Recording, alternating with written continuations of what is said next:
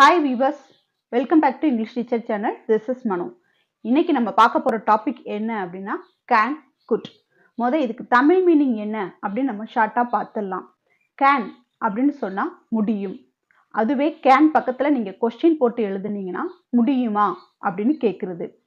இந்த can நீங்க நெகட்டிவ்ல எழுதுனீங்க அதாவது cannot இல்லைன்னா can't இந்த மாதிரி நீங்க நெகட்டிவ்ல எழுதுனீங்க அப்படின்னா அது முடியாது அப்படின்ற மீனிங் கொடுக்கும். குட் வந்து நம்ம என்ன சொல்லுவாங்க அப்படின்னா முடிந்தது. அங்க கேன் முடியும்னு பார்த்தோம், இங்க குட் முடிந்தது. அந்த குட்டு பக்கத்துல நீங்க ஒரு கொஸ்டின் மார்க் போட்டீங்க அப்படின்னா முடியுமா, கேனையும் நம்ம கொஸ்டின் மார்க் போட்டு எழுதும் போது முடியுமா அப்படின்னு நம்ம கேட்டோம். குட்டும் நம்ம கொஸ்டின் மார்க் போட்டு எழுதும் போது முடியுமா அப்படின்னு நம்ம கேட்கிறோம். இதுக்கு என்ன டிஃபரன்ஸ்ங்கிறத நான் வீடியோக்குள்ள உங்களுக்கு சொல்றேன். இதை நம்ம எக்ஸாம்பிளோட ஸ்டெப் பை ஸ்டெப்பா பார்க்கலாம். ஸோ இந்த வீடியோ நீங்கள் ஃபஸ்ட் டைம் பார்க்குறதா இருந்தால் சப்ஸ்கிரைப் பண்ணிக்கோங்க, பக்கத்தில் இருக்க பெல் ஐக்கானை கிளிக் பண்ணிக்கோங்க, ஃபாலோ பண்ணாதவங்க ஃபாலோ பண்ணிக்கோங்க. சரி வாங்க இன்னைக்கு டைரெக்டாக நம்ம வீடியோக்குள்ளே போயிடலாம். கேன்னா என்ன ஃபஸ்ட்டு முடியும் அப்படின்னு நம்ம பார்த்தோம். இப்போ கேனை வச்சு நீங்கள் ஒரு ஸ்டேட்மெண்ட் எழுதணும் அப்படின்னா ஃபஸ்ட்டு அதுக்குன்னு ஒரு ஃபார்மெட் இருக்குது. என்னங்கிறத பார்க்கலாமா? கேன் வச்சு எழுதணும் அப்படின்னா ஃபஸ்ட்டு சப்ஜெக்ட், அடுத்து என்ன வரணும் அப்படின்னா கேன், அடுத்து நம்ம போட வேண்டியது verb. இதுதான் பேசிக் ஸ்ட்ரக்சர். ஒரு கேனை வச்சு நீங்க சென்டென்ஸ் ஃபார்ம் பண்றீங்க அப்படின்னா அதுக்கு பேசிக் ஸ்ட்ரக்சர் என்ன அப்படின்னா சப்ஜெக்ட், கேன், verb. ஓகேங்களா? இங்க கேனும் verb தான், ஆனா இது ஹெல்பிங் verbs. இன்னொரு verb என்ன அப்படின்னா அது மெயின் verb. ஓகேங்களா? இப்போ இதை வச்சு நம்ம சென்டென்ஸ் எல்லாம் ஃபார்ம் பண்ணலாமா? ஃபர்ஸ்ட் பாருங்க, அவர்களால் நன்றாக நீந்த முடியும். நம்ம எல்லா சென்டென்ஸுமே எப்படி போட்டிருக்கோம் அப்படின்னா முடியும் முடியும் முடியும் முடியும். ஸோ இப்போ இங்கே இருக்க எல்லா சென்டென்ஸுமே நம்ம என்ன வச்சு தான் எழுத போகிறோம்? கேனை வச்சு தான் எழுத போகிறோம். இப்போ அவர்களால் நன்றாக நீந்த முடியும், இது நம்ம எப்படி ஆங்கிலத்தில் எழுதுறது? ஃபர்ஸ்ட் சப்ஜெக்ட் வரணும். சப்ஜெக்ட்க்கு நம்ம என்ன போடணும்?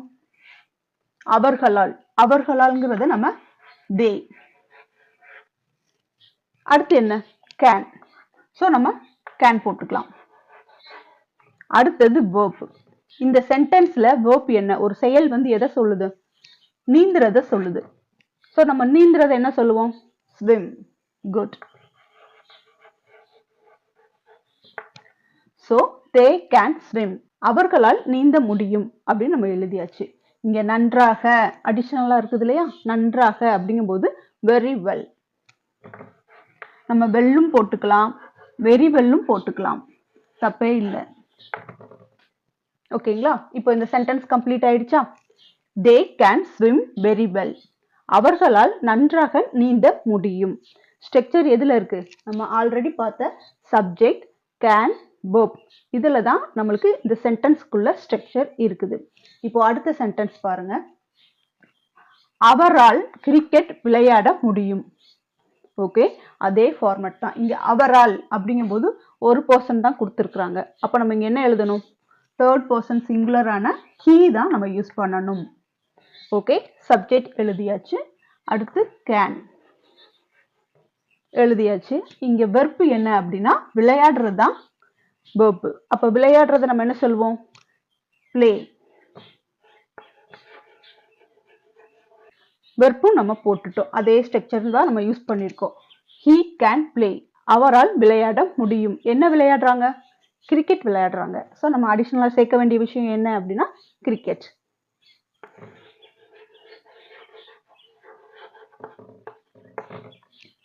So he can play cricket. அவரால் கிரிக்கெட் விளையாட முடியும். ஓகேங்களா?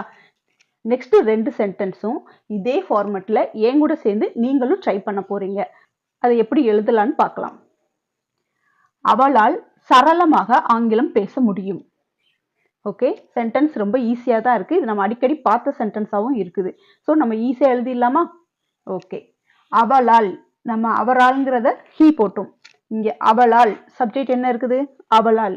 So she. அவளால் என்ன போடணும்? சொல்லுங்க, நீங்களே சொல்லுங்க பார்க்கலாம். S, can. ஷீயும் போட்டாச்சு, கேனும் போட்டாச்சு. அடுத்து என்ன வரணும்? கரெக்டாக ட்ரை பண்ணுங்க. வெர்ப் வரணும். அந்த வெர்ப் எங்க இருக்கு இந்த சென்டென்ஸ்ல? கரெக்ட், பேசுறது. ஓகே, இங்க பேசுறது தான் என்ன அப்படின்னா வெர்ப். So speak. ஓகே, நிறைய பேருக்கு இந்த டவுட் இருக்கு. ஸ்பீக் போடுறதா, டாக் போடுறதா, டெல் போடுறதா, எல்லாத்துக்கும் ஒரே மீனிங் தானே, இங்க ஸ்பீக் ஏன் போடுறீங்க, மற்ற ஏதாவது போடலாமே அப்படின்னு எனக்கு நிறைய பேர் கமெண்ட்ல சொல்றாங்க. ஸ்பீக் எங்க பேசணும், டாக் எங்க பேசணும், டெல் எங்க பேசணும் அப்படிங்கிற அப்கமிங் வீடியோஸ்ல கண்டிப்பா உங்களுக்கு அப்லோட் பண்றேன். இப்போ வெர்பான ஸ்பீக் எழுதியாச்சு. என்ன பேச தெரியும்? ஆங்கிலம். ஓகே, நம்ம அடுத்து என்ன எழுதணும்? என்ன பேசுறது? ஆங்கிலம், English. Okay, she can speak English. அவளால் ஆங்கிலம் பேச முடியும். இதுல நம்ம என்ன விட்டுருக்கோம் பாருங்க, சரளமாக. அந்த விஷயத்தை நம்ம இன்னும் எழுதல இல்லையா? ஸோ நம்ம லாஸ்ட் என்ன எழுதணும்? சரளமாக. சரளமாக அப்படிங்கிறது ஆங்கிலத்தில் என்ன சொல்லுவோம்? ஃப்ளூவென்ட்லி. ஸோ ஃப்ளூவென்ட்லி தான் இங்க ஃபைனலா வரும். இந்த ஃப்ளூவென்ட்லியை என்ன சொல்லுவாங்க அப்படின்னா அட்வர்ப்னு சொல்லுவாங்க. எல்வை வந்தாலே அட்வர்ப். ஓகே, இப்போ இந்த சென்டென்ஸ் கம்ப்ளீட் ஆயிடுச்சு இல்லையா? அவளால் சரளமாக ஆங்கிலம் பேச முடியும். அதை நம்ம எப்படி எழுதியிருக்கோம்? she can speak English fluently. இதே ஃபார்மேட்ல தான் நம்ம கீழே எழுத போறோம். அதையும் கொஞ்சம் ஈஸியாவே எழுதிடலாம். என் கூட சேர்ந்து நீங்களும் எழுதுங்க. பல்லவியால் தொடர்ச்சியாக நடனமாட முடியும். ஓகே, அப்போ பல்லவி ஃபர்ஸ்ட் பேர் எழுதிக்கலாம், அதாவது சப்ஜெக்ட். பல்லவி எழுதியாச்சு. கேன் அதையும் எழுதியாச்சு. அடுத்து வெர்ப் என்ன? நடனம் ஆடுறதுதான் இங்க வெர்ப். இப்போ நம்ம இங்க என்ன போடணும்? Dance. Okay, Pallavi can dance. பல்லவியால் நடனம் ஆட முடியும் எழுதியாச்சு. இங்க என்ன கொடுத்திருக்காங்க? தொடர்ச்சியாக. தொடர்ச்சியாக அப்படின்னா நம்ம என்ன எழுதணும்? கண்டினியூஸ்லி.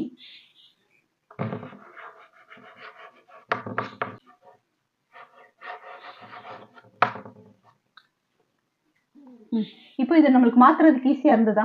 ஒரு சென்டென்ஸ் நம்ம ஃபார்ம் பண்ணணும்னா அதோட ஸ்ட்ரக்சர் தெரிஞ்சா நம்ம ஈஸியா ஃபார்ம் பண்ணிடலாம். அப்போ இந்த கேனை வச்சு நம்ம எப்படி சென்டென்ஸை மேக் பண்றது அப்படின்னா சப்ஜெக்ட் யூஸ் பண்ணோம், கேன் யூஸ் பண்ணோம், அடுத்து வெர்ப் யூஸ் பண்ணி தான் இந்த சென்டென்ஸ் எல்லாமே நம்ம ஃபார்ம் பண்ணியிருக்கோம். இது ரொம்ப ரொம்ப ஈஸியா இருக்குது. இப்போ இதே விஷயத்த கொஸ்டினா கேட்டா எப்படி இருக்கும் அதையும் நம்ம பார்க்கலாம். நம்ம இதை எல்லாமே ஒரு ஸ்டேட்மெண்ட்டா நம்ம பார்த்துட்டோம். முடியும் முடியும் முடியும்னு தான் போட்டு நம்ம ஒரு ஸ்டேட்மெண்ட்டா பார்த்துட்டோம். இப்போ இதையே நம்ம கொஸ்டினா மாற்றும் போது என்ன போடணும் அப்படின்னா முடியும்ங்கிறது முடியுமா? ஓகே, அவர்களால் நன்றாக நீந்த முடியுமா? அதே மாதிரி அவரால் கிரிக்கெட் விளையாட முடியுமா? அவளால் சரளமாக ஆங்கிலம் பேச முடியுமா? பல்லவியால் தொடர்ச்சியாக நடனமாட முடியுமா? அந்த முடியும்ங்கிறத எடுத்துட்டு முடியுமான்னு போட்டோம்னா அது ஒரு கொஸ்டினா மாறிடுது. இந்த கொஸ்டினை நம்ம எப்படி எழுதுறது அப்படின்னு பார்க்கலாம். நம்ம ஒரு ஸ்டேட்மெண்ட்டுக்கு நம்ம என்ன போட்டோம்? சப்ஜெக்ட், கேன், வெர்ப்னு போட்டோம். ஒரு கொஸ்டின் எழுதுறதா இருந்தா அதுக்கு தனி ஃபார்மேட் இருக்கு. கேன் போடணும், அடுத்து சப்ஜெக்ட், அடுத்து வெர்ப். இதுதான் ஃபார்மேட். ஃபர்ஸ்ட் சப்ஜெக்ட் வந்தது, கேன் வந்தது, வெர்ப் வந்தது. அதே மாதிரிதான் இங்கேயும். இங்க ஆனா என்ன அப்படின்னா வெர்ப் அதே இடத்துல தான் இருக்கு. நம்மளுக்கு கேன் என்ன வந்துருச்சு? முன்னாடி வந்துருச்சு. சப்ஜெக்ட் கேனுக்கு அடுத்து போயிடுச்சு. இந்த ஒரே ஒரு விஷயத்த மாத்தினாலே அது கொஸ்டினா மாறிடுது. அது எப்படின்னு நம்ம எழுதலாமா? அவர்களால் நன்றாக நீந்த முடியுமா? அப்போ நம்மளுக்கு கேன் எங்க வந்துடணும்? ஃபர்ஸ்டே வந்துடணும். கேன், அடுத்து என்னது? சப்ஜெக்ட். இங்க சப்ஜெக்ட் என்னது? அவர்களால். So can they. Verb swim. they can swim.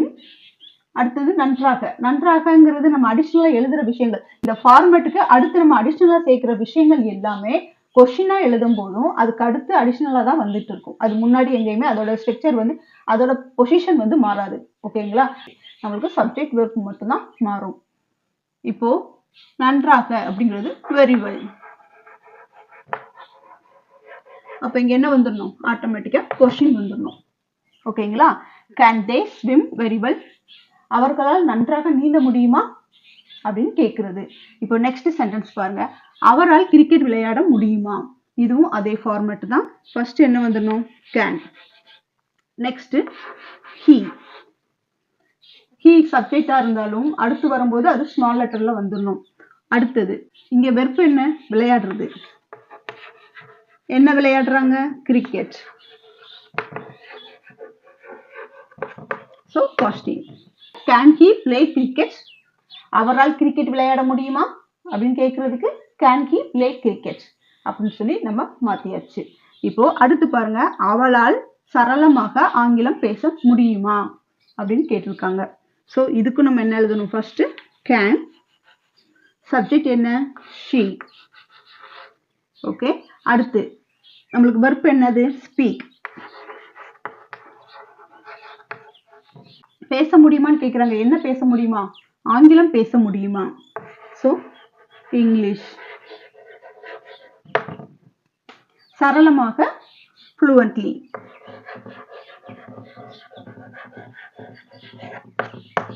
இங்கேயும் கொஸ்டின் வந்துடும். ஓகேங்களா? Can she speak English fluently? அவளால இங்கிலீஷை சரளமா பேச முடியுமா அப்படின்னு கேட்கும்போது நம்ம இந்த சென்டென்ஸை யூஸ் பண்ணலாம். அடுத்த சென்டென்ஸ் பாருங்க, பல்லவியால் தொடர்ச்சியாக நடனம் ஆட முடியுமா அப்படின்னு கேட்டிருக்காங்க. இதுவும் நம்ம அதே ஃபார்மேட்ல தான் எழுதணும். அங்க ஷீ போட்டோம், இங்க பேர் போடணும். ஃபர்ஸ்ட் கேன், அடுத்து பல்லவி, அடுத்து வெர்ப் என்னது? டான்ஸ். வெரி குட், டான்ஸ் எழுதியாச்சு. அடுத்து நம்ம என்ன சேர்க்கணும்? தொடர்ச்சியாக.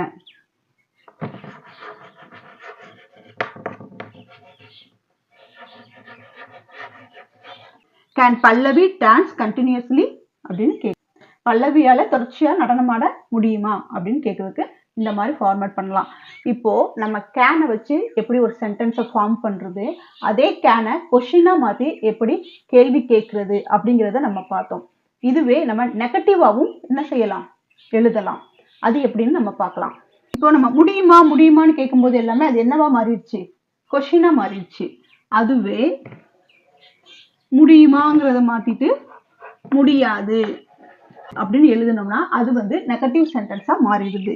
அவர்களால் நன்றாக நீந்த முடியாது. அதே மாதிரிதான் மற்ற எல்லா சென்டென்ஸையும் முடியாதுன்னு மாத்தினோம்னா அந்த சென்டென்ஸ் ஃபுல்லாவே எப்படி மாறிடுது அப்படின்னா ஒரு நெகட்டிவ் ஃபார்மேஷனுக்கு மாறிடுது.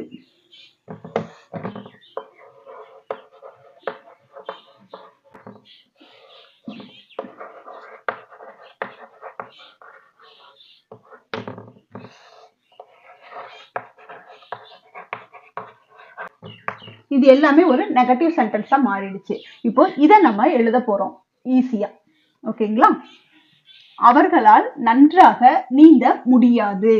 நம்மளுக்கு இந்த முடியாதுன்னு நெகட்டிவ் சென்டென்ஸா வந்தாலும் நம்ம என்ன ஃபார்மேட் தான் எழுதணும் அப்படின்னா சப்ஜெக்ட், கேனுக்கு பதிலாக நம்ம என்ன போடுறோம்? காண்ட் அப்படின்னு எழுத போறோம். ஓகேங்களா? இந்த ஒரே ஒரு விஷயத்தை தான் மாற்ற போறோம், அதாவது நாட்டை சேர்க்க போறோம். ஓகே, அப்போ சப்ஜெக்ட் இங்க கேனாட்க்கு பதிலாக நம்ம காண்ட் அப்படின்னு எழுதியிருக்கோம். அப்போ அதே ஃபார்மேட் தான் நம்மளுக்கு கேனுக்கு பதிலாக, அதாவது ஒரு பாசிட்டிவ் சென்டென்ஸ்க்கு பதிலாக நம்ம அதை நெகட்டிவ் சென்டென்ஸா மாத்துறோம். அப்போ இங்க என்ன வரணும்? ஃபர்ஸ்ட் சப்ஜெக்ட் தே. நம்ம முடியும்னு சொல்லும் போது என்ன போட்டோம்? கேன் அப்படின்னு போட்டோம். சரியா? இப்போ முடியாதுன்னு சொல்லும் போது காண்ட். இங்க வெர்ப் என்ன இருக்கு? நீந்துறது. So swim. நன்றாக, வெரி வெல். சோ இந்த சென்டென்ஸ் நெகட்டிவா மாறிடுச்சா? they can't swim very well. அவர்களால் நன்றாக நீந்த முடியாது. இப்போ அடுத்த சென்டென்ஸ் பாருங்க, அவரால் கிரிக்கெட் விளையாட முடியாது. சோ அதே ஃபார்மேட், he subject, can't. canக்கு பதிலா நெகட்டிவ் சென்டென்ஸ் ஆன can't யூஸ் பண்ணிருக்கோம். அடுத்தது பிளேங்கிற verb போட்டாச்சு. என்ன விளையாடுறாங்க? கிரிக்கெட். வெரி குட், கிரிக்கெட் போட்டாச்சு. இப்போ இது நெகட்டிவ் சென்டென்ஸா மாறிடுச்சு. he can't play cricket. அவரால் என்ன செய்ய முடியாது? கிரிக்கெட் விளையாட முடியாது அப்படின்னு நம்ம சொல்லியிருக்கோம். அடுத்தது பாருங்க, அவளால் சரளமாக ஆங்கிலம் பேச முடியாது. இந்த ரெண்டு சென்டென்ஸையும் நீங்க நல்லா கவனிச்சிருப்பீங்க. சோ இந்த ரெண்டு சென்டென்ஸும் ரொம்ப ரொம்ப ஈஸி. சரியா? இப்போ நம்ம இதை பார்க்கலாமா? அவளால் சரளமாக ஆங்கிலம் பேச முடியாது அப்படின்னு சொல்லியிருக்காங்க. சோ சிங்கிற சப்ஜெக்ட் போட்டாச்சு, காண்ட்ங்கிற நெகட்டிவ் சென்டென்ஸ் போட்டாச்சு, பேசுறதுக்கு ஸ்பீக், என்ன பேசுறதுக்கு? இங்கிலீஷ். இங்கிலீஷ் சரளமாக, fluently.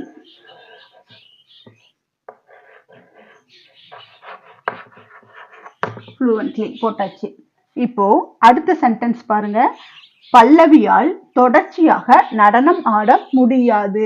இந்த சென்டென்ஸை நான் எழுத போறது கிடையாது, நீங்க தான் எழுத போறீங்க. இதை எப்படி மாத்துறது அப்படிங்கறத நீங்க என்னுடைய கமெண்ட் பாக்ஸ்ல சொல்லுங்க. கேன்ங்கிறத எந்த மாதிரி யூஸ் பண்றதுன்னு பார்த்தாச்சு, கேனாட்டுங்கிறத எந்த மாதிரி யூஸ் பண்றதுன்னு பார்த்தாச்சு. அதுவே இந்த கேனை வந்து நம்ம எப்படி கொஸ்டினா மேக் பண்றது அப்படிங்கிறதையும் பார்த்தாச்சு. நெகட்டிவ் சென்டென்ஸ் கூட நம்ம என்ன செய்யலாம், ஒரு கொஸ்டினா மாத்தலாம். அவர்களால் நன்றாக நீந்த முடியாது அப்படின்னு எழுதியிருக்கோம். அங்க முடியுங்கிறத என்ன செஞ்சோம், முடியுமான்னு மாத்தணும். இங்க முடியாதுங்கிறத நம்ம என்ன எழுதணும், முடியாதா. ஓகே, முடியாதுங்கிறத முடியாதா அப்படின்னு நம்ம மாத்திட்டோம்னா அங்க அது ஒரு கொஸ்டினா மாறிடுது. ஓகேங்களா, முடியாதா, அவங்களால நீந்த முடியாதா அப்படின்னு நம்ம கேட்கும் போது அது கொஸ்டினா மாறிடுது. இந்த சென்டென்ஸை நம்ம அப்படியே கொஸ்டினா மாத்தும் போது இந்த காண்ட் வந்து முன்னாடி வந்துடும். காண்ட், தேங்கிற சப்ஜெக்ட் பின்னாடி வந்துடும். அவ்வளவுதான். சரிங்களா, ஈஸியா இருக்குதா? எஸ், இது கண்டிப்பா ஈஸியா இருக்கும். இப்போ காண்ட்ங்கிறது முன்னாடி வந்துருச்சு, சப்ஜெக்ட் வந்து ரெண்டாவது வந்துருச்சு. நம்ம இங்க பார்த்தோம்ல, இங்க கேன் போட்ட மாதிரி இங்க காண்ட் போட்டிருக்கோம். காண்ட்ங்கிற நெகட்டிவ் ஃபார்ம் ஃபர்ஸ்ட் வந்திருக்கு, அடுத்து சப்ஜெக்ட் வந்திருக்கு, அடுத்து verb வந்திருக்கு, அடுத்து அடிஷனல் சென்டென்ஸ் வந்திருக்கு. சரியா, இப்போ இது ஈஸியா இருக்கா? இதை வந்து கொஸ்டினா மாத்துறது எவ்வளவு ஈஸி அப்படிங்கிறது தெரிஞ்சிருச்சு. இதே மாதிரிதான் மற்ற எல்லாத்தையும் மாற்றணும். முடியாதா அப்படின்னு மாத்தும் போது can't he. ஓகே, அவரால் கிரிக்கெட் விளையாட முடியாதா அப்படின்னு கேட்கும்போது can't he play cricket, அவரால் கிரிக்கெட் விளையாட முடியாதா. ஓகே, அந்த மாதிரி கொஸ்டினா மாறிடுது. இதே மாதிரிதான் மத்ததும். can't she speak English fluently, அவளால இங்கிலீஷ் fluently பேச முடியாதா அப்படின்னு கேட்கும்போது can't she speak English fluently, அவளால இங்கிலீஷ சரளமா பேச முடியாதா அப்படின்னு கேட்கறதுக்கு இந்த மாதிரி நம்ம எழுதலாம். ஓகேங்களா, இதுக்கான கொஸ்டினை நான் எழுதிடுறேன். ஆனா நான் ஏற்கனவே கேட்டதுக்கான ஆன்சரை நீங்க என்னுடைய கமெண்ட் பாக்ஸ்ல கண்டிப்பா போட்டு விடுங்க. First, can't Pallavi, can't Pallavi dance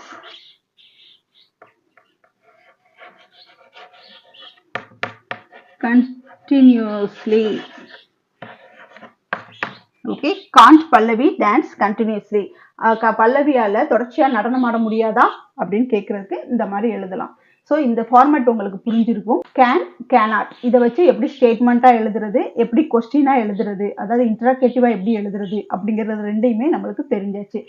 கேனை எப்படி யூஸ் பண்றது, அது எந்த மாதிரி சுச்சுவேஷனுக்கெல்லாம் நம்மளுக்கு பயன்படுது அப்படிங்கிறத நம்ம பார்த்தோம். இது உங்களுக்கு கண்டிப்பா தெளிவா புரிஞ்சிருக்குன்னு நான் நம்புறேன். இப்போ நம்ம குட்டுக்கு போகலாம். குட்டு நம்ம எங்கெல்லாம் யூஸ் பண்ணணும், அது எந்த மாதிரி சுச்சுவேஷனுக்கெல்லாம் பயன்படுது அப்படிங்கிறத நம்ம பார்க்கலாம். இப்போ நம்ம குட்டை வச்சு நம்ம சென்டென்ஸ் ஃபார்ம் பண்ண போறோம். கேன்ங்கிறது வந்து எபிலிட்டி பாசிபிலிட்டிஸ்க்கு யூஸ் பண்ணோம், அதே மாதிரி தான் குட்டுங்கிறதும் நம்ம எபிலிட்டி பாசிபிலிட்டிஸ்க்கு யூஸ் பண்ணுவோம். ஓகே, ஆனா இந்த சென்டென்ஸ் வந்து என்ன அப்படின்னா பாஸ்ட் டென்ஸை குறிக்கிறது. இப்போ பாஸ்ட்ல ஒரு விஷயம் நம்மளால முடிஞ்சிருக்கும். சரியா, பாஸ்ட்ல நான் இதெல்லாம் செஞ்சேன், சின்ன வயசுல நான் ரொம்ப ஆக்டிவா இருப்பேன், நான் சின்ன வயசுல எது சொன்னாலும் உடனே செஞ்சிருவேன் அப்படின்னு சொல்லி நம்ம சொல்லுவோம். பட் அந்த விஷயம் இப்ப நம்ம செய்வோமான்னு கேட்டா கிடையாது. ஒன்ஸ் அப்பான் எ டைம்ல இதெல்லாம் நம்மளுக்கு முடிஞ்சிருக்கும், ஆனா இப்ப அது நம்மளால முடியாது. இந்த மாதிரி நம்மளுக்கு பாஸ்ட் டென்ஸ்ல சில விஷயங்கள்லாம் செய்ய முடிஞ்சிருக்கும், அந்த முடிஞ்ச விஷயங்களை யூஸ் பண்ணும்போது குட் யூஸ் பண்றோம். இப்ப இதை வச்சு நம்ம சென்டென்ஸை மேக் பண்ணலாம். தமிழ்ல சொல்லும் போது முடிந்தது அப்படின்னு சொல்லி சொல்றோம். இதை வந்து குட்டுனாலே முடிந்தது அப்படின்னு சொல்றது. இப்போ இதுக்கான ஸ்ட்ரக்சர் பார்க்கலாம். இந்த ஸ்டேட்மெண்ட்டை எப்படி எழுதுறது, அதுக்கான ஸ்ட்ரக்சர் என்ன அப்படிங்கிறத நம்ம பார்க்கலாம். கேனுக்கு நம்ம என்ன யூஸ் பண்ணமோ அதே ஃபார்மேட் தான் கேனுக்கு பதிலாக குட்டு யூஸ் பண்ண போறோம். இங்க ஃபர்ஸ்ட் சப்ஜெக்ட், அடுத்து குட்,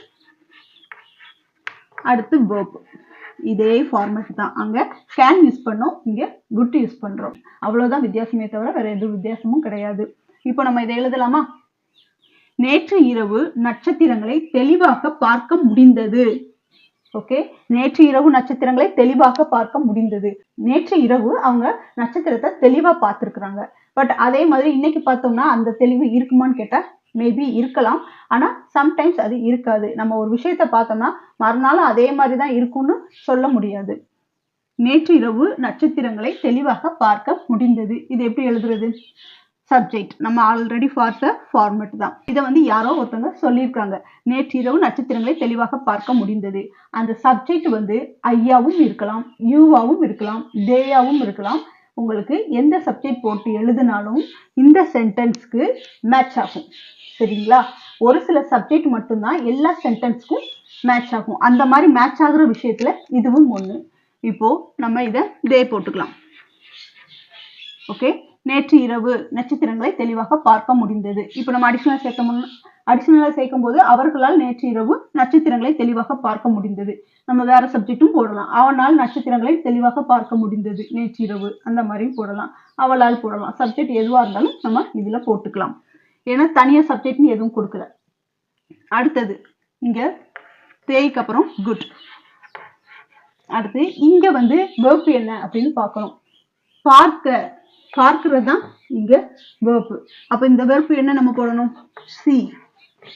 தே குட் சி. அப்போ அவர்களால் பார்க்க முடிந்தது. ஓகே, அவர்களால் பார்க்க முடிந்தது. எதை பார்த்தாங்க? நட்சத்திரங்களை. இப்போ நட்சத்திரங்களை பார்க்கறதுனால நம்ம இங்க என்ன போடணும்? த நட்சத்திரங்களை, த ஸ்டார்.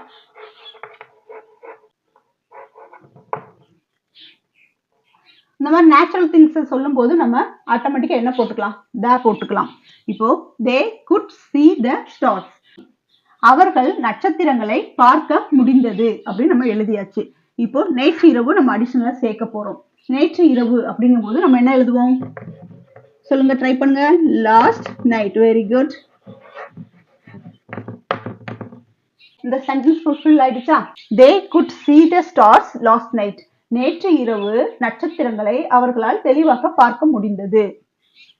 ஓகே, இப்போ நெக்ஸ்ட் சென்டென்ஸ் பாருங்க. அவள் மகளின் வீட்டு பாடத்திற்கு உதவ முடிந்தது.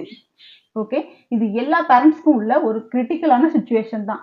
ஏன் அப்படின்னா அவங்களுக்கு ஒரு ஃபர்ஸ்ட் ஸ்டாண்டர்ட்ல இருந்து இல்லை, எல்கேஜியில இருந்தே அவங்களால ஒரு 5th ஸ்டாண்டர்ட் வரைக்கும் அவங்களால என்ன பண்ணிக்க முடியும்?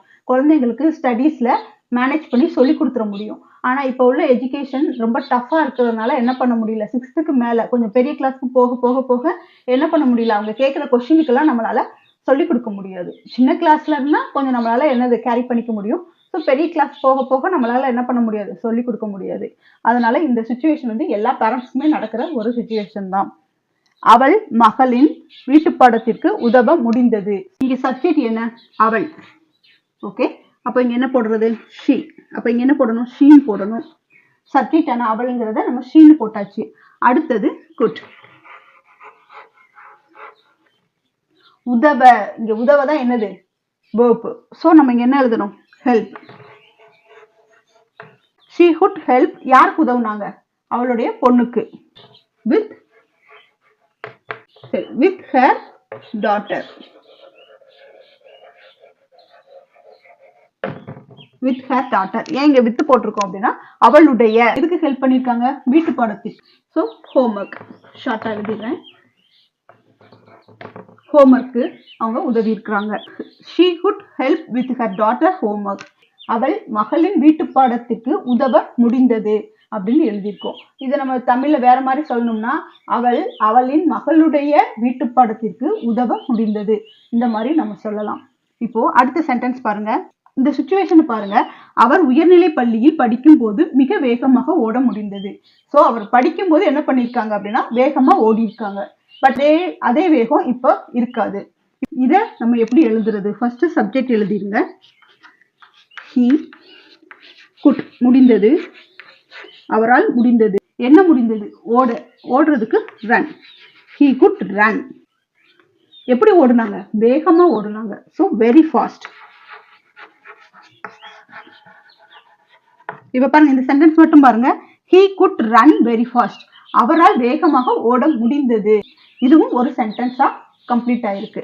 சோ நம்ம இதுல வேற என்ன அடிஷனலா சேர்க்கணும் அப்படின்னா உயர்நிலை பள்ளியில் படிக்கும் போது, இந்த போது அந்த மாதிரி வந்ததுன்னா நம்ம என்ன போடணும்னு ஆல்ரெடி வீடியோல சொல்லியிருக்கேன். என்ன போடணும்? when. when போட்டாச்சு. இந்த மாதிரி நம்ம கனெக்டிங் வேர்ட் ஏதாவது போடும்போது திரும்ப நம்ம என்ன எழுதணும்? சப்ஜெக்ட் எழுதணும். அப்ப இங்க சப்ஜெக்ட் என்ன? he தான் சப்ஜெக்ட். இந்த சென்டென்ஸ் வந்து முடிஞ்சிருக்கு. அப்போ நம்ம இங்க என்ன யூஸ் பண்ணணும்? சிம்பிள் பாஸ்ட் தான் யூஸ் பண்ணணும். he was. he was போட்டாச்சு. in உயர்நிலை பள்ளிங்கிறத high school.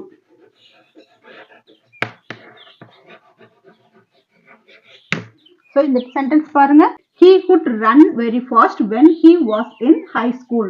அவர் ஹை ஸ்கூல் படிக்கும் போது அவரால் வேகமா ஓட முடிந்தது அப்படின்னு சொல்றதுக்கு இந்த இதை நம்ம யூஸ் பண்ணலாம். இதையே நம்ம நெகட்டிவா மாத்தலாம். இதை நம்ம நெகட்டிவா மாத்தும் போது, நேற்று இரவு நட்சத்திரங்களை தெளிவாக பார்க்க முடியல. நம்ம எப்படி எழுதணும்? நெகட்டிவ் சென்டென்ஸ்ல இதே ஃபார்மேட் தான். இதுல நம்ம என்ன செய்யணும்? ஸோ இதுல நம்ம நாட்டை வந்து ஆட் பண்ணணும். So they couldn't see the stars last night. அவரால் லாஸ்ட் நைட் என்ன பண்ண முடியல? நட்சத்திரங்களை தெளிவா பார்க்க முடியல அப்படின்னு சொல்றதுக்கு. அடுத்தது பாருங்க, அவள் மகளின் வீட்டு பாடத்திற்கு உதவ முடியல. she couldn't help with her daughter homework. அவள் மகளின் வீட்டு பாடத்திற்கு உதவ முடியல. பாசிட்டிவ் சென்டென்ஸை அப்படியே நம்ம நெகட்டிவா மாத்துறோம். இப்போ இதையும் நம்ம நெகட்டிவா மாத்தலாம். ஓட முடியல. அவர் உயர்நிலை பள்ளியில் படிக்கும் போது மிக வேகமாக ஓட முடியல அப்படின்னு சொல்லியிருக்காங்க. அப்போ இங்க நம்ம he couldn't run very fast when he was in high school. High school படிக்கும் போது அவரால் வேகமா ஓட முடியல. அப்போ ரீசெண்ட்ல அவர் வேகமா ஓடலாம். முடிந்ததுன்னு பார்த்தோம், இப்போ முடியல அப்படின்னு நம்ம பார்த்துருக்கோம். இதையே நம்ம கொஸ்டினா மாத்தும் போது எப்படி எழுதுறது? முடியுமான்ற கொஸ்டினை நம்ம கேன் யூ யூஸ் பண்ணியும் கேட்கலாம், குட் யூன்னு யூஸ் பண்ணியும் கேட்கலாம். ஆனா கேட்கறதுக்கான சுச்சுவேஷன் வேற, கேட்கறதுக்கான ஆள் வேற. அது என்னன்னு பார்க்கலாம். இது வந்து கேன் யூங்கிறது வந்து எபிலிட்டியான ஒரு விஷயத்துக்கு, பாசிபிலிட்டியான ஒரு விஷயங்களுக்கு நம்ம கேன் யூஸ் பண்ற மாதிரி, குட் யூவுக்கும் எபிலிட்டியான ஒரு பாசிபிலிட்டியான ஒரு விஷயங்களுக்கு தான் யூஸ் பண்றோம். ஆனா இந்த ரெண்டுக்கும் என்ன வித்தியாசம் அப்படின்னு கேட்டா, கேட்கிற ஆளை பொறுத்து மாறுது. இப்போ கேன்ங்கிறது வந்து நம்ம யாருக்கு யூஸ் பண்ணுவோம் அப்படின்னா, நம்மளுக்கு தெரிஞ்சவங்க, நம்மளுக்கு பழக்கமானவங்க, நம்மளோட கொலீக்ஸா இருக்கலாம். இந்த மாதிரி நம்மளுக்கு அதிகமா தெரிஞ்சவங்க, பழக்கமானவங்களுக்கு நம்ம இந்த கேன் யூஸ் பண்ணுவோம். ஆனா குட்டுங்கிறது வந்து நம்மளை விட அதிகமா வயசு அதிகமானவங்க, ஒரு எக்ஸ்பீரியன்ஸான பர்சனுக்கெல்லாம் நம்ம குட் யூஸ் பண்ணுவோம். அப்படி நம்ம குட் யூஸ் பண்ணும்போது அதுல ஆட்டோமேட்டிக்கா என்ன வந்துருது அப்படின்னா, ஒரு ரெக்வஸ்ட், ஒரு கைண்ட்னஸ் நம்மளுக்கு வந்துடும், ஒரு ரெஸ்பெக்டும் சேர்ந்து வந்துடும். அப்போ இந்த குட்டுங்கிறது நம்ம வயசுலயும் இருக்கலாம், நம்மளோட கீழேயும் இருக்கலாம், இல்ல நம்மளோட மேலேயும் இருக்கலாம். ஆனா அவங்கள நம்மளுக்கு முன்ன பின்ன தெரியாது. ஒரு ரெக்வஸ்டா நம்ம கேட்கும் போது நம்ம குட் யூஸ் பண்ணலாம். இது கொஞ்சம் மரியாதையா கேட்கறது. அதுக்காக இது மரியாதை இல்லாம கேட்கறதா அப்படின்னு கேட்டா இல்ல. இது நம்மளுக்கு தெரிஞ்சவங்க கிட்ட நம்ம எப்படினாலும் கேட்டுக்கலாம். இது முன்ன பின்ன தெரியாதவங்க கிட்ட கொஞ்சம் நம்ம பொலைட்டா தான் கேட்கணும். சரிங்களா? அவ்வளவுதான் வித்தியாசம். இப்போ இந்த சென்டென்ஸ் எல்லாம் பாருங்க. First dash you play the guitar. கிட்டாரை பிளே பண்ண முடியுமா அப்படின்னு நம்ம கேட்கும்போது யார்கிட்ட கேட்போம்? நம்மளை விட சீனியரான ஆஃபீஸர்கிட்ட போய் கேட்போமா? சார் எனக்கு இந்த கிட்டாரை கொஞ்சம் பிளே பண்ணி காட்டுங்க அப்படின்னு நம்ம கேட்க முடியுமா? கேட்டோடனே நம்மளுக்கு என்ன பண்ணிடுவாங்க? பிளாக் மார்க் கொடுத்துருவாங்க. ஸோ நம்ம இதை வந்து யார்கிட்ட கேட்போம்? ஃப்ரெண்டுகிட்ட மட்டும் தான் கேட்போம். அப்போ ஃப்ரெண்டுகிட்ட கேட்கறதா இருந்தால் நம்ம இங்கே என்ன போடணும்? Can. Okay, can you play the guitar? இந்த கிட்டாரை கொஞ்சம் பிளே பண்ணி காட்டேன், இல்லை வாசிச்சு காட்டு அப்படின்னு கேட்கறதுக்கு நம்ம கேன் யூஸ் பண்ணுவோம். அடுத்த சென்டென்ஸ் பாருங்க. Does you give me some advice. எனக்கு கொஞ்சம் அட்வைஸ் கொடுங்க அப்படின்னு கேட்குறோம். ஃப்ரெண்டுகிட்டையும் நம்ம கேட்போம். ஆனால் கேட்டாலுமே அவங்க கொடுக்குற அட்வைஸை நம்ம பாதி கூட என்ன செய்ய மாட்டோம்? கேட்க மாட்டோம். அது கொஞ்சம் கூட ஒபே பண்ணவும் மாட்டோம். ஆனால் இங்கே அட்வைஸுங்கிறது வந்து யார்கிட்ட கேட்போம்? நம்மளை விட பெரியவங்ககிட்ட கேட்போம், கொஞ்சம் மெச்சூர்டான பர்சன்கிட்ட கேட்போம். அப்படி கேட்கும்போது இங்கே நம்ம என்ன யூஸ் பண்ணணும்? குட். அப்படின்னா could you give me some advice, எனக்கு கொஞ்சம் அட்வைஸ், அறிவுரை செய்ய முடியுமா அப்படின்னு கேட்கறதுக்கு நம்ம குட் யூ அப்படின்னு நம்ம யூஸ் பண்றோம். அடுத்த சென்டென்ஸ் பாருங்க. Does you come to trip. Okay, அப்போ இங்க வந்து உங்களுக்கு ஆட்டோமேட்டிக்கா தெரிஞ்சிருச்சு என்ன கீவேர்டு இருக்கு. ட்ரிப். ட்ரிப்பு யார் போவாங்க? ஃப்ரெண்ட்ஸா போவாங்க, இல்லைன்னா ஃபேமிலியோட போவாங்க. அப்போ உங்களுக்கு தெரிஞ்ச ஆள் கூட தான் நம்ம போவோம். அப்படி தெரிஞ்ச ஆள் கூட போகும்போது நம்ம இங்க என்ன யூஸ் பண்ணணும்? Can. Can you come to trip அப்படின்னு நம்ம சொல்லியிருக்கோம்.